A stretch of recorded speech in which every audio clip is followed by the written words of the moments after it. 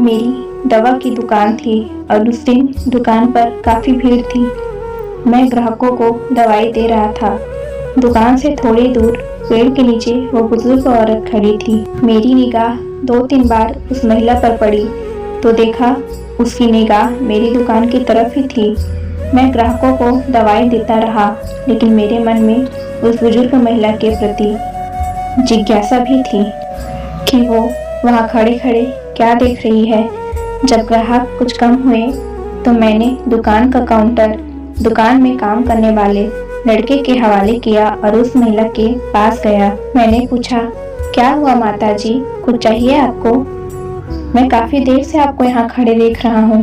गर्मी भी काफ़ी है, इसलिए सोचा चलो मैं ही पूछ लेता हूँ, आपको क्या चाहिए?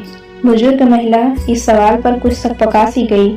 फिर हिम्मत जुटाकर उसने पूछा, बेटा काफ़ी दिन हो गए, मेरे 2 बेटे हैं, दोनों दूसरे शहर में रहते हैं।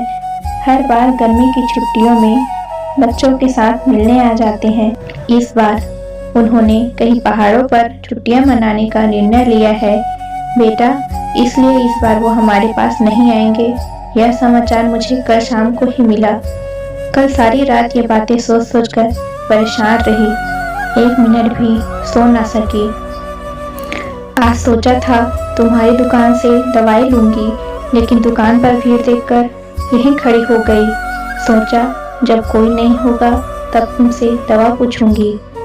हाँ बताइए ना माँ जी, कौन सी दवाई चाहिए आपको? अभी ला देता हूँ। आप बताइए बेटा, कोई बच्चों को भूलने की दवाई है क्या? अगर है तो ला दे बेटा, भगवान तुम्हारा भला करेगा, बूढ़ी माता ने कहा। इससे आगे के शब्द सुनने की मेरी हिम्मत न थी। मेरे कान सुन्न हो चुके थे। मैं उसकी बातों का बिना कुछ जवाब दिए चुपचाप दुकान की तरफ लौट आया, क्योंकि उस बुजुर्ग महिला की दवा उसके बेटों के पास थी, जो शायद विश्व के किसी मेडिकल स्टोर पर नहीं मिलेगी। अब मैं काउंटर के पीछे खड़ा था। मन में विचारों की आंधी चल रही थी, लेकिन मैं उस पेड़ के नीचे खड़ी उस माँ से नजरें नहीं मिला पा रहा था। मेरी भरी दुकान भी उस महिला के लिए खाली थी। मैं कितना असहाय था, ये या तो मैं जानता था या मेरा भगवान।